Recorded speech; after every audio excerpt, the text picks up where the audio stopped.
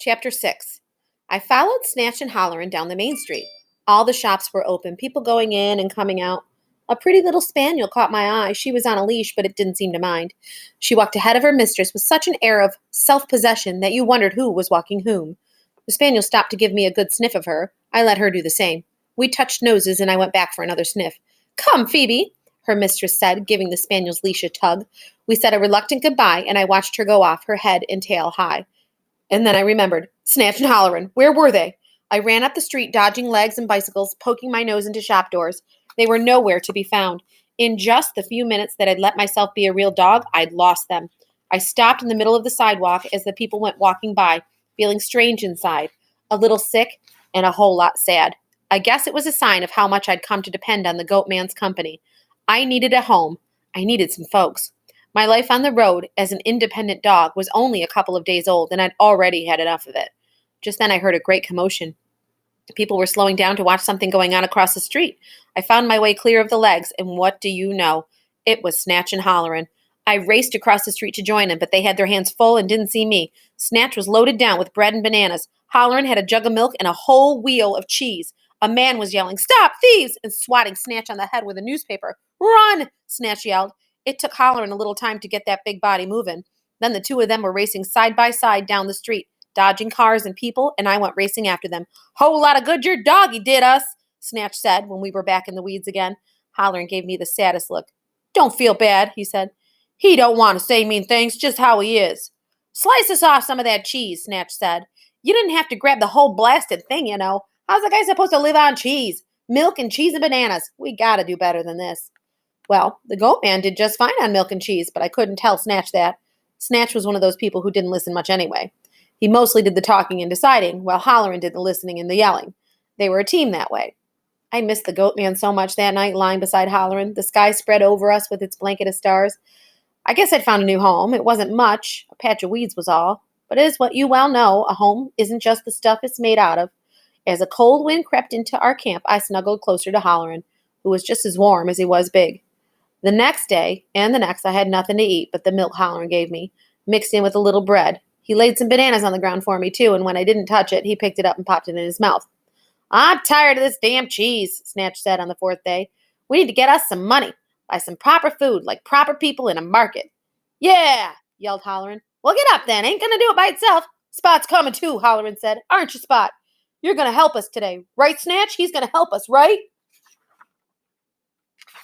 Snatch stopped what he was doing, and I watched the idea hatch in his eyes. "Well, I'll be," he said, "if that pea brain of yours didn't come up with something useful for a change. Listen up now, I'll tell you what we'll do." "Okay, Snatch, okay, I'm listening." "Then quit your hollering and listen." Snatch grabbed onto Hollerin's arm while he explained what he had in mind. I guess so's Hollerin wouldn't wander off. When he was finished, Hollerin turned to me. "You have to play dead now," he said. When I didn't do what he said, I didn't know how, he got down on the ground and showed me. Hollerin with all 4 feet in the air and his eyes squeezed shut was something to see. Snatch laughed so hard he had to slap his knees to calm down. "Okay, now you," Hollerin said, lumbering to his feet. It was easy enough. I lay down, rolled over, stuck my paws in the air, closed my eyes. "If you two ain't an act," Snatch said. They walked ahead, going in a different direction than the day before. Snatch talking to Hollerin while I snuffled through the weeds thinking about gophers and field mice. Their homes were everywhere. Could I eat one if I had to? If I caught one now, how was I supposed to kill it? Bite its head off? The whole thing was enough to make me a vegetarian. Besides, I wasn't about to take my eyes off Snatch and Hollerin and lose them again. We weren't in town 5 minutes before Hollerin said to play dead. The sidewalk was hard, but I did it anyway. Then Hollerin dropped to his knees and started wailing, my doggy, my doggy's dead. Help, help." People began to gather around. My eyes were shut, but I could hear them. "What's going on here? What's the matter with your dog?" "Oh, he's all right. Can't you see he's just playing dead?" "No, he isn't. What's the matter with you? That dog needs medical attention." "Don't worry, big fellow. We'll call somebody." After a while, I'd had enough of that. I opened my eyes and hopped up. "He's all better," Hollerin yelled. "See, what did I tell you?" a man said to his wife. "He was just playing dead." "Good doggy, good boy, Spot," said Hollerin. "I'll tell Snatch to buy you a treat." Where was Snatch? We walked along the street for a while, Hollerin looking everywhere for Snatch. Then there he was, just like that, walking beside us. "Snatch!" Hollerin yelled as if he hadn't seen his friend in weeks. "How did Spot and me do?" "You did fine, fine," Snatch hissed. "Now shut up or we'll end up in the hoosgow." Wherever that was, Holleran didn't want to go there. He whispered all the way back to camp. As soon as we got there, Snatch began pulling wallets out of his pockets and dropping them on the ground. Then he knelt down and started going through them. Good take, he said. It was because of Spot, Holleran said. The people never saw what you were doing. Yeah, Spot's a real hero. I'm just the one who did the dirty work.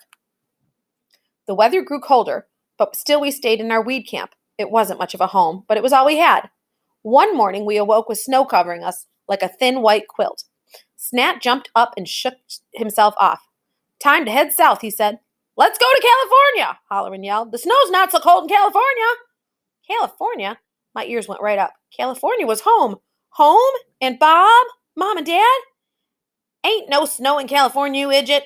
Find some sticks and I'll make us a fire, Snatch said. Holleran and I went in search of something to burn. There wasn't much. While the snow fell, we sat around that meager fire, warming our paws and noses. We'll be froze before the southbound comes, Snatch said, rubbing his hands over the flames. Not Spot, Holleran said. He's got a good warm coat on him. Maybe California's too warm for Spot. Don't you worry none about Spot, Snatch said. The snow stopped after a while and the sun came out. Snatch got up and stretched. Time to get on down the road, he said. Southbound trains due any time now. Oh, boy, Holleran said. California. California. We were going to California. I gave a little woof of joy, and Holleran laughed. Make sure you pack all your stuff, Snatch said. You leave it, you don't never see it again. Holleran started packing his things. He didn't have much. Spot's lucky, he said. He doesn't need to carry one thing. Spot's a dog, dummy, Snatch said. I know that, Holleran said. I know that, Snatch. We set out in the opposite direction from town, walking alongside the tracks. What little sun there was felt warm and good on my back. Okay, this is where we wait, Snatch said. Down here. We went down the bank to a flat place. Snatch and Holleran knelt in the bushes. I dozed off. Chicken legs raced back and forth through my dreams. When I heard the train whistle, I woke right up. Snatch and Holleran jumped to their feet. The train was coming toward us, chuffing and steaming, slowing way down to round the bend. That one, yelled Snatch, pointing at the train. That car, see it? The red one. I see it, Snatch, yelled Holleran.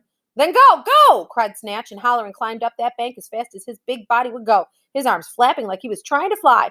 I took off too, or tried to, but I was caught in the bushes. So long, doggy, Snatch said, and that's when I saw that I was tied. Looped around my neck was a length of thick brown rope.